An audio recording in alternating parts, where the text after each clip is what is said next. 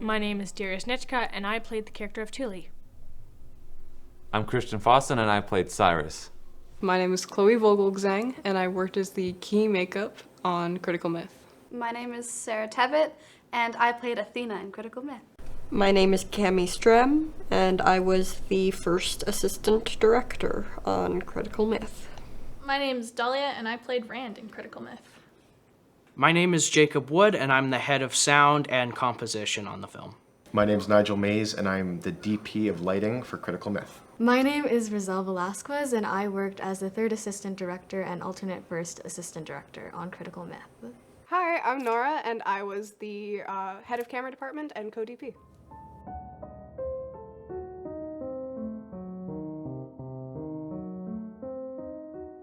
This year, actually, we wanted to tackle a bit of a comedy, a bit of an improv comedy, because we've got a lot of students in the building that love role-playing games like Dungeons and Dragons. We thought, well, that's kind of a really neat one because we see how role-playing and Dungeons and Dragons normally in school kind of prepare students for working together and collaborating and just the fun that they have together and going, ooh, what would it be like if you were role-playing a day in school, but with kind of those fantasy role-playing D&D rules? There's the first audition, which was a video audition in this case. Everyone was given a scene, typically for whichever character they were auditioning for. The whole process is really, really nerve-wracking. The audition process is just a bunch of, did I do it right? How does it go? You're standing there in front of a camera, specifically for this film, with someone in crew reading, or like recording your audition that's going to be sent towards the director, and it's scary. So I had done a lot of weapon design and stuff on my own time for my own kind of characters and stuff. But what I really wanted to know is how to do that for a director, how to do it for, you know, my department head. So I looked at Disney Plus documentaries on concept art for movies and stuff, and I found that I would give different iterations. So I would first go on Google, and I would, you know, get a bunch of inspiration, you know, depending on the theme of the weapon, pull that up, and then come up with 4 different types of iterations for that weapon or costume, whatever. And send it to my department head. They would tell me what parts of that they would like and what parts, you know, they didn't like so much. I would create like a mishmash of that, send them like a rough draft of that. If they told me yes, then I would make a good copy, and that was the design that I would send to props. At the very beginning, when you start a script, your mind is set. This is what it's going to look like. This is what it's going to be. As a writer, you look at it and then you let it go. Because it's not going to be the same as when it starts as when it finishes. So the process is just a lot of revising and sitting down and talking to people and getting opinions and thoughts and that sort of thing.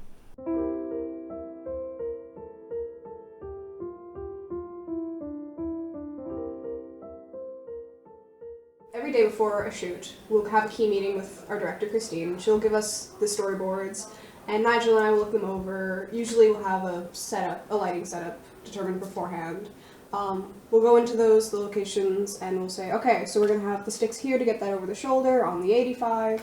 We'll sort of think about knowing our lenses, knowing our equipment, knowing my crew, everything to see it all come together. Some of the responsibilities of, well, props and my role was making sure that everything ran smoothly, making sure that we weren't missing anything, making sure that we had like certain items that we needed to use to curate such props. But the role of the props department was making all of these different props or pieces for the set that characters would be interacting with, like the dagger for Athena, Cyrus's bow, or even like in the chemistry classroom they had like the little vials and stuff like that. That's us as well.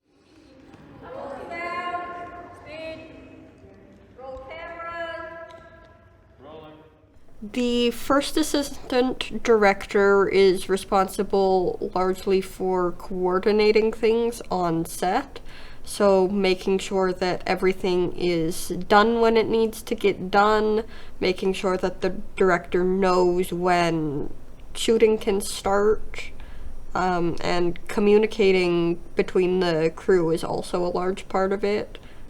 I worked as the assistant makeup on Colonized last year, so coming from assistant to head was a fairly big step, but it was one that was pretty good. So I was brought onto this mostly because of my composition experience. I learned a lot of the sound stuff on the job, just working with my peers and from Mr. Anderson and the rest of the production team. Most of what I was brought in for was the fact that I already knew how to use some basic mixing tools like equalizers and whatnot from my own work in music. My duties as camera operator are to work with the cameras and make sure that the directors and directors of photography get what they want from the scenes and make sure that we get it done in a timely manner. Thule and Cyrus, they're friends, but in a way where Cyrus clearly is kind of more reliant on Thule, and it's kind of a one-sided occasionally, but I think it gets better near the end. The relationship between our characters is Athena is Rand's older sister, and they tend to butt heads quite a lot, but they still love each other regardless. Mm-hmm. The difference between like film acting and acting on stage is like you don't even realize it because like you don't have to be as big. The camera will pick up on the small things, and it's like you don't have to project, which is like kind of crazy because the boom will get it. Yeah, it's like a lot smaller, but it's like bigger at the same time. I divide up work by what I know the people can do, what I know like my people can do. So I give them the jobs that they can do well, so that I know we're getting the best quality of props.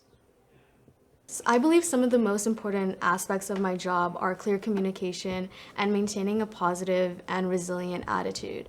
As a first AD, your job is to communicate between the director and the department heads to keep track of time and to make sure that we're following the schedule appropriately. And it's also important to be positive and to try your best to keep a problem-solving attitude because people are looking to you for support and they're looking at you for answers, and people are going to feed off of your energy. So if you're nice to people and you're trying to keep like the energy up, people are going to be more willing to work with you, and it'll also motivate your crew for each day. This show has been mostly interiors, except for that one day out in the river valley, which was super cool. The terrain made it really difficult to drag our equipment. There were times when we had to leave our entire carts at like the bottom of a hill, so running back and forth, sending people to go grab stuff. Some of the challenges are definitely the time constraints that we have. Normal film sets go about 12 hours, 12, 14 hours. What we have with school, where we work just Fridays and Saturdays, we have about 8 hours. So that really constricts your time, so you really have to budget your time wisely. It can be a bit stressful sometimes, but a lot of the big thing is just time management and focusing on certain aspects of the character in order to get the best result. Time is the biggest one, especially on a student production like this. Most films take years to create, so it's difficult when you only have a school year, and part of that has to get dedicated to pre-production as well as the actual filming. So the main way of dealing with that is figuring out what's reasonable to do in the time frame and adjusting plans to fit with that rather than the other way around, like some professional films would. The hardest part of my job, I'd say it's like all the people that I have to look after. Even though it's not a lot, I have to make sure they're all doing something, which they mostly are most of the time. But it's just really fun to get to work with them. How I overcame a struggle with the making of the film was mainly acting on camera. And I know that's a very broad answer, but I've never fully acted on camera before. And being able to act with like 23 people who you go to school with and who you know staring at you, and there's like a boom mic over your head and there's someone behind the camera, it is completely awkward. But being able to just put yourself in a box and shove yourself into the scene was a struggle for me, especially in the first scenes we ever filmed. I had a really hard time with that. But once I like got over that threshold, it just was so smooth, and that was my biggest struggle, was just understanding how my character would act within the world where there's no cameras staring at her. I worried a lot about how my emotions were being portrayed. I'd worry that maybe I was doing too much or too little, and I know I second-guessed myself a lot, and it was very much just insecurity and kind of, this is the first time I've ever done film acting, and I kind of started to realize I needed to like build confidence, and I'd look at my expressions and I'd go, okay, this is enough, this is what I feel, and I'm actually showing this, and I'm being authentic, and that's what matters. I really liked the fight scenes on location. The whole, and the running, it was, I loved it. It felt like so in character, and like, it was just so fun and immersive, and I hope it turns out really good. Favorite scene? It's always going to be the scene between, and without trying to spoil the movie, but between Cyrus and the dragon. And in that scene, they just have this heart-to-heart that I absolutely adore, and I loved acting it. It was amazing. I think Critical Myth succeeded a lot in some of the artistic departments.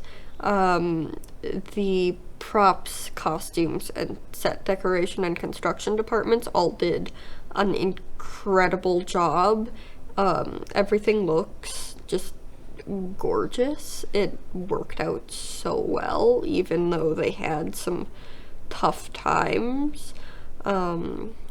I'm definitely really impressed by what costumes managed to get done in the time span with the materials and resources they had to work with.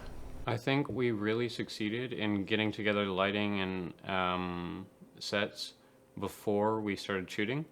So we ended up with a lot of the prep work done before we had to come in with cameras and actors, and I think that sped up the process quite a bit. That was super useful. I saw communities being built between like all the art departments. We had to make character development, and we had to get like characters like coloring right, and we had to make sure that their characters were coherent, and we had a little community within the art department. On all of the film studio's projects, there's a lot of community and collaboration.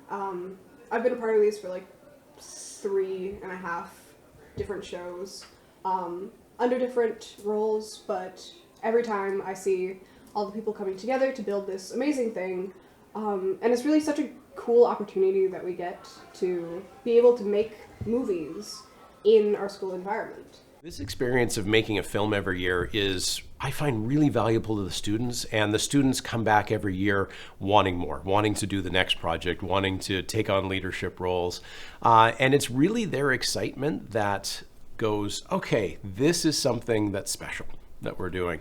And it's always an interesting scenario because we are teaching real life job skills here. Whether you go into the film industry or not, we really concentrate on professionalism and collaboration and dedication. But this is a proving ground for them. This is a chance for them to exercise and try things out. Being able to create movies like this with the equipment that we have in a school environment is just a really cool opportunity that we get that not a lot of schools do, even post-secondaries, which is super cool. And the fact that we have like 80 kids coming together to make this a reality is super cool and really nice to watch. This experience is valuable to me because of the connections I've been able to make.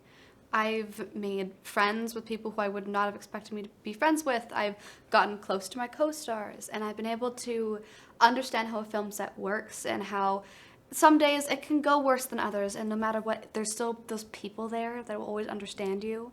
And it's just been an overall amazing opportunity. Some of the successes of the day was really just finishing shooting a day. And I know that sounds really simple and easy, but it really does take a lot of effort and a lot of coordination between your team members to just finish a day of shooting and everything that you need to get done and be happy with the product that you've produced. I think what I'd say to a younger person joining film for the first time is that it's really good to go in open to trying new things out because, like I said, there's always a lot more to filmmaking than one would initially think.